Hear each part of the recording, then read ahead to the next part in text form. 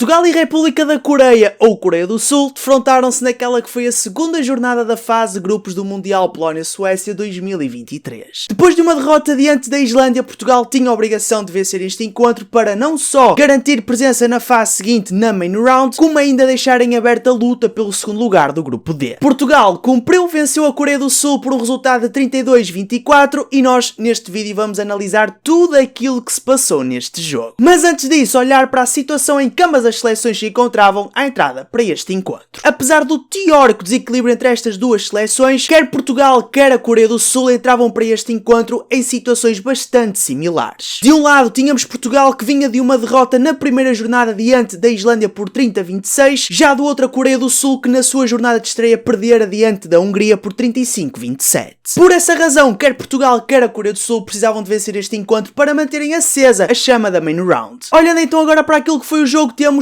a primeira parte. Paulo Fidalgo voltou a ser o treinador principal da nossa seleção. Paulo Jorge Pereira cumpria então assim o seu último jogo de castigo. Ao contrário do jogo com a Islândia, para esta segunda jornada não existiram quaisquer surpresas. Miguel Espinha, como já seria de esperar, a ser lançado de início neste encontro, tendo como alternativa Manuel Gaspar. Já em relação ao Gustavo Capdeville, mantinha-se de fora dos convocados devido a uma pequena lesão, assim como Diogo Silva. Mas ainda aquilo que interessa, Portugal começou o jogo com bola e não tardou em se superiorizar à seleção sul-coreana. Ofensivamente, víamos uma equipa a apostar num jogo muito simples, com muito remate de meia distância, quer pelo lateral esquerdo André Gomes, quer pelo lateral direito Francisco Costa. Já defensivamente, notavam-se algumas dificuldades na recuperação defensiva, quando os sul-coreanos iam conseguindo chegar ao golo muito pelas rápidas reposições de bola a meio campo após golo e transições de defesa-ataque. No entanto, em jogo organizado, Portugal a conseguir com alguma facilidade superiorizar-se ao ataque da Coreia do Sul. Estávamos então perante uma defesa super compacta, proativa e a condicionar e muito o jogo sul-coreano. No entanto, há um momento em que as coisas mudam ligeiramente.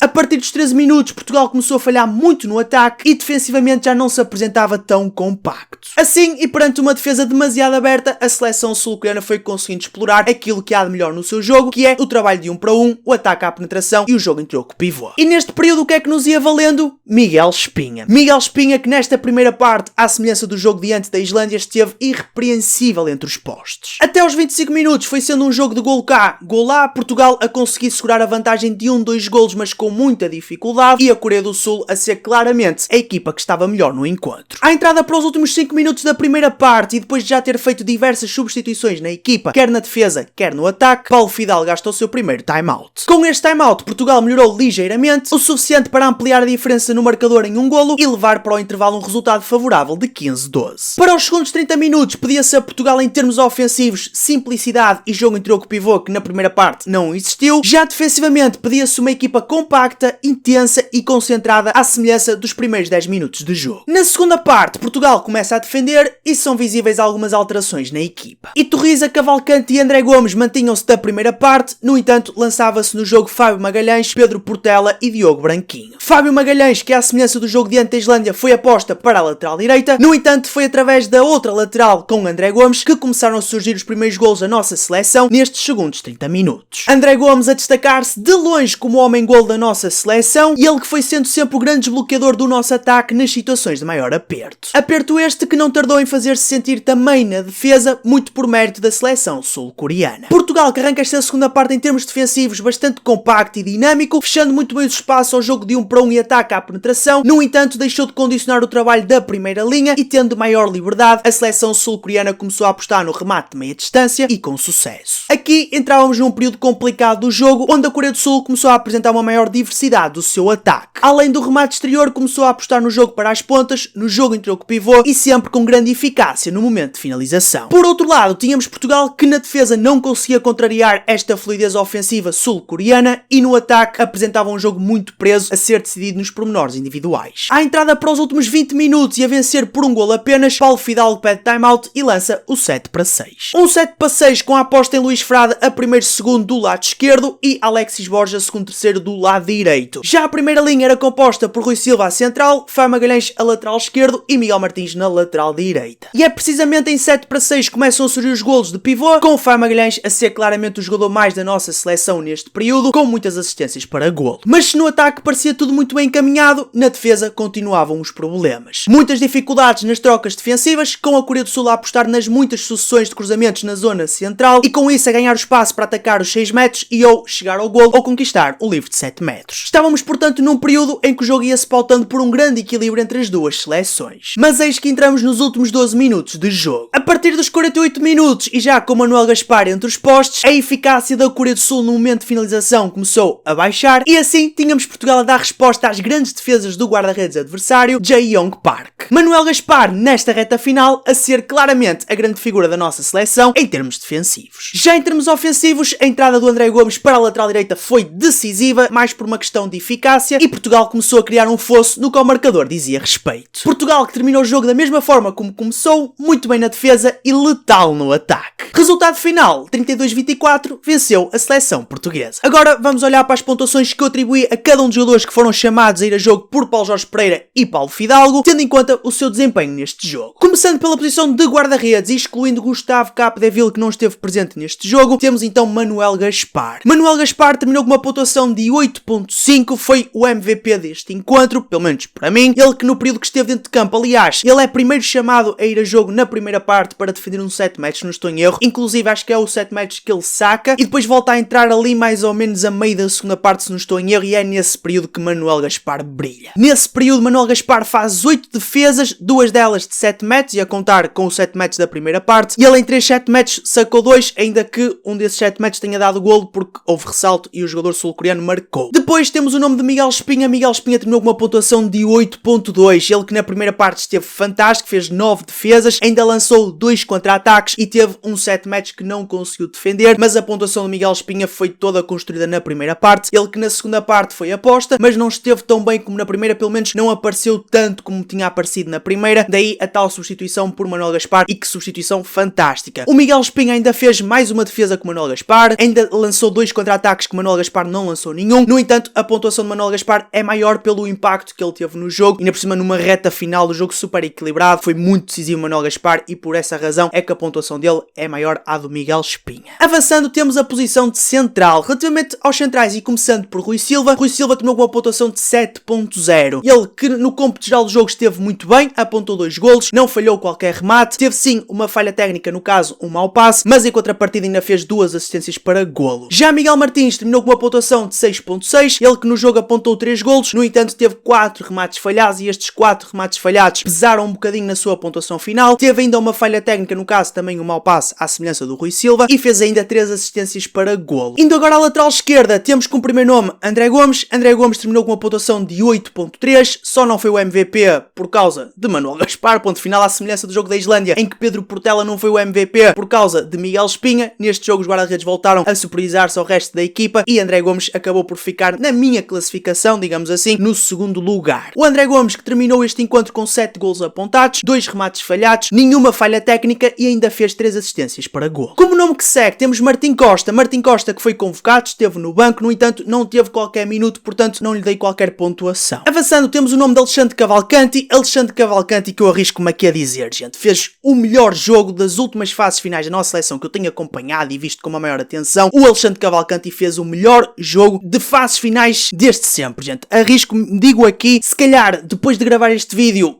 vai-me surgir algum jogo em que ele tenha estado muito bem também, mas eu não me recordo neste momento de ver um Alexandre Cavalcanti tão bem num jogo da nossa seleção como no jogo de hoje, gente. Não me lembro. Ele esteve irrepreensível na defesa, no ataque, gente. Ele esteve irrepreensível em tudo, em todos os processos. Alexandre Cavalcanti terminou com uma pontuação de 8.1, apontou 4 golos, falhou 2 remates, é verdade, mas, gente, para aquilo que ele fez neste encontro, 2 remates falhados é muito bom, 0 falhas técnicas, 3 excelentes ações defensivas, fantástico, uma assistência para golo, teve, no entanto, uma exclusão, e isso baixou-lhe um bocadinho a pontuação, mas nada especial, 8.1, uma pontuação fantástica. Para mim, o Alexandre Cavalcanti, o terceiro, quarto melhor jogador da nossa seleção neste encontro, ponto final. Para fechar a lateral esquerda, temos Fábio Magalhães que terminou com uma pontuação de 7.6, e ele que também teve uma enorme importância em termos defensivos primeiro, mas mais tarde em termos ofensivos, no 7-6 em particular, foi um jogador essencialíssimo na nossa seleção, naquele trabalho com o pivô, que nós estávamos habituados a ver a parceria Fábio Magalhães, Aimar Salina. Atualmente é uma parceria, já deu para perceber, uma parceria Fábio Magalhães, Luís Frade. Ele que também esteve muito bem no 7-6 nas situações de dar continuidade para a ponta, portanto o Fábio muito bem neste encontro, principalmente na altura em que Portugal lançou o 7-6. O Fábio que neste encontro apontou um golo, não falhou qualquer remate, não teve qualquer falha técnica, fez 5 assistências para golo, 5, foi o jogador com mais assistências, se não estou em erro, exatamente, e depois teve ainda uma exclusão, que lhe afetou um bocadinho a pontuação, mas nada de especial. Excelente jogo do Fábio Magalhães. Passando agora para a lateral direita, temos Francisco Costa. Diogo Silva, que à semelhança da primeira jornada, não foi convocado, e portanto Francisco Costa terminou com uma pontuação de 7.3. O Francisco esteve muito bem no jogo, eu lembro-me que ele participou mais na primeira parte, se não estou em erro. Na segunda, acho que nem sequer chegou a entrar, ou se entrou foi ali breves minutos, porque na segunda houve uma maior aposta em Miguel Martins, em André Gomes, em Fábio Magalhães na lateral direita, e portanto o Francisco acho que nem sequer chegou a ser utilizado na segunda parte. Mas ainda assim, tendo em conta a primeira parte, o Francisco esteve muito bem, apontou 2 golos, falhou um remate, teve uma falha técnica que no caso foi um mau passe, mas ainda assim teve uma excelente ação no jogo e uma assistência para golo. Avançando para a segunda linha e começando pela ponta esquerda, temos o nome de Diogo Branquinho que foi lançado na segunda parte, se não estou em erro, na primeira foi o Lionel, que já lá vamos. Diogo Branquinho foi lançado na segunda parte, terminou com uma pontuação neutra de 6.0, ele que ainda apontou um golo, mas em contrapartida teve um remate falhado e ainda cometeu uma falha técnica, no caso foi uma falta atacante.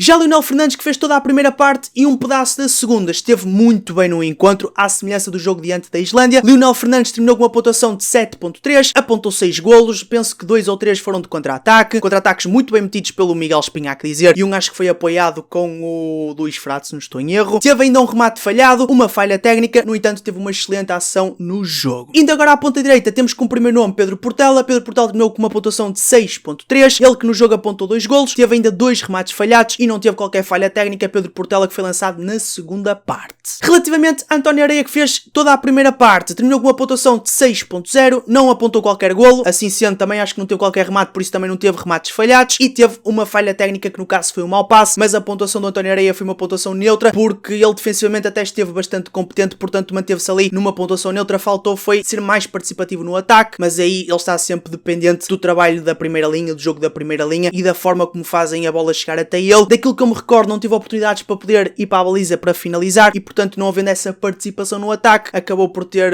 somar assim um pontito ou outro em termos defensivos e depois a perder pontos na questão da falha técnica do mau passe. 6.0, pontuação neutra para António Areia. Por fim, e para fechar esta análise, temos a posição de pivôs, começando por Vitória Torriza, terminou com uma pontuação de 6.7. O Vitória Torriza, quer o Alex, quer o Luís Frade, sofreram muito devido à falta de jogo em troco pivô que perdurou durante toda a primeira parte e uma boa parte da segunda, portanto só ali por volta dos 40 minutos de jogo, quando Paulo Fidalgo lança o 7-6, é que surgiu o primeiro golo de pivô, no caso Luís Frade. Portanto, gente, os pivôs em termos ofensivos sofreram muito. Já em termos defensivos, tiveram uma importância tremenda, daí a pontuação de Vitória Torriza ser de 6.7, ou seja, não ser uma pontuação de 6.0, porque ele no ataque não apareceu no jogo porque ninguém lhe colocou a bola. A seguir temos Alexis Borges. Alexis Borges terminou com uma pontuação de 7.0, ele que em termos ofensivos apontou um golo, não teve qualquer remate falhado, não teve nenhuma falha técnica, teve 2 excelentes ações defensivas que no caso foram blocos e teve ainda 2 exclusões que lá está a afetar um bocadinho a pontuação, mas o Alex a ser claramente um dos destaques defensivos da nossa seleção. Não foi para mim o pivô que mais tivesse destacado, já lá vamos a esse pivô, que é o nome que segue e também é o único que falta analisar, mas esteve muito bem defensivamente,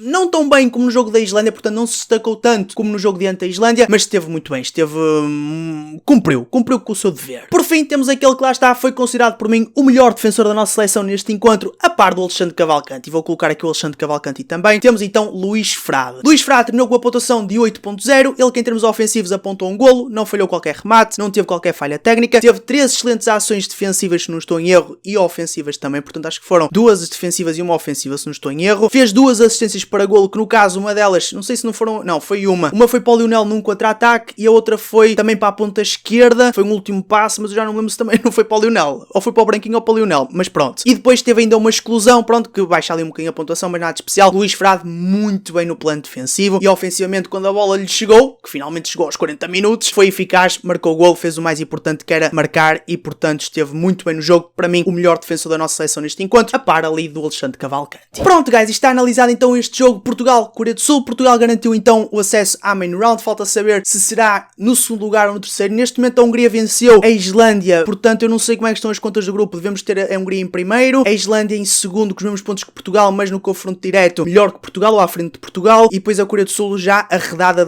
da main round, portanto vai discutir os últimos lugares da competição. Eu agora não sei como é que é a luta pelo segundo lugar, não sei se Portugal já está garantidamente no terceiro lugar, já não sai dali porque no confronto direto perdeu com a Islândia, não sei se são os golos que decide, tipo diferença de golos ou golos marcados, não sei como é que são os critérios. De qualquer das maneiras, é importante vencer a Hungria para irmos com 2 pontos para a main round, porque esta vitória diante da Coreia do Sul, visto que a Coreia do Sul à partida vai ficar de fora da main round e vai discutir os últimos lugares, os pontos diante da Coreia do Sul não irão contar para rigorosamente nada, portanto Portugal tem que vencer a Hungria para ir para a main round com pelo menos 2 pontos. Caso não vença a Hungria, ou seja, perca, vai para a main round com 0 pontos, e isso é muito mau, porque obriga Portugal a ter que vencer os 3 jogos que terá pela frente e depois ainda ver se dá para ultrapassar ou a Islândia ou a Hungria. Em caso de empate diante da Hungria, dá 1 ponto para a main round, é melhor que 0, mas mesmo assim apertado, portanto, ok. À partida, Portugal irá defrontar o Brasil, se não estou em erro, a Suécia e Cabo Verde. Não sei se aquele grupo ainda vai mexer muito mais, vamos esperar para ver, mas à partida Portugal convinha que ganhasse o jogo diante da Hungria, será muito complicado. Eu não esperava que a Hungria ficasse em primeiro lugar, conseguisse vencer a Islândia, venceu muito bem pelo que eu ouvi dizer, portanto, espetacular. Vamos então esperar pela terceira e última jornada desta fase de grupos e esperar que Portugal vença a Hungria, não é verdade? Exatamente. Resta-me só agradecer todo o apoio que tens deixado aqui no canal, muito obrigado. Com vocês foi Greg Days, vemo-nos na análise ao jogo de Portugal com a Hungria. Até à próxima. E foi. Pau, pau.